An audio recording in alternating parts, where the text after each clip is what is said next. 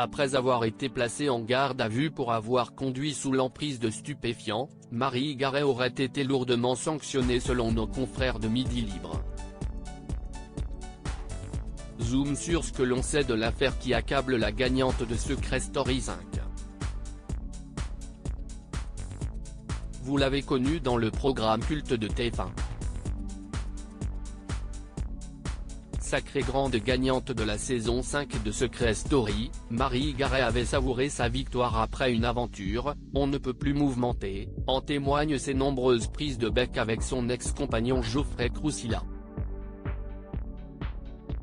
Une histoire d'amour en dents de scie qui s'était soldée sans surprise par une rupture difficile.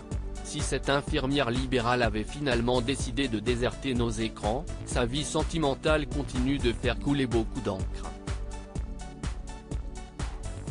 Sur le plateau de Cyril Hanouna, cette dernière avait accusé son ex-petit ami, Dorian Baptiste, de l'avoir violentée.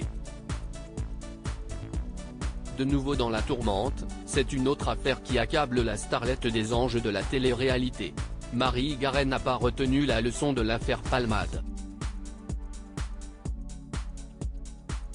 C'est que nous a prouvé la jeune femme qui voit son nom entaché pour mauvaise conduite.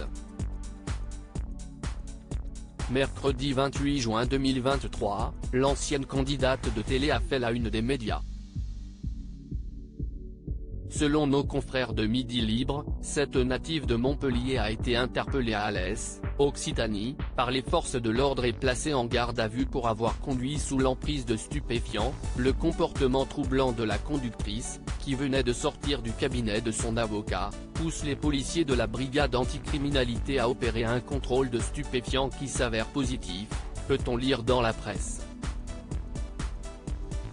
Et les soupçons des policiers vont se confirmer. La sanction est tombée. Pendant l'audition, elle reconnaîtra avoir consommé de la cocaïne avant de prendre le volant. Des aveux accablants qui ont mené à la perquisition de son véhicule et de son cabinet d'infirmière. Mais l'affaire se complique pour Marie Garet. Après que les policiers ont retourné de fond en comble son domicile, ils auraient mis la fin sur 10 grammes de cocaïne et 15 grammes de MDMA, ecstasy, note de la rédaction. Déféré au palais de justice d'Alès, la sentence est irrévocable.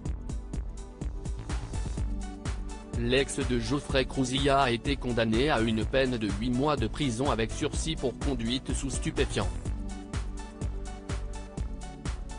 Une affaire qui nous rappelle ostensiblement celle de Pierre Palmade, qui crée l'indignation après avoir été aperçu en boîte de nuit ces derniers jours dans la région de Bordeaux.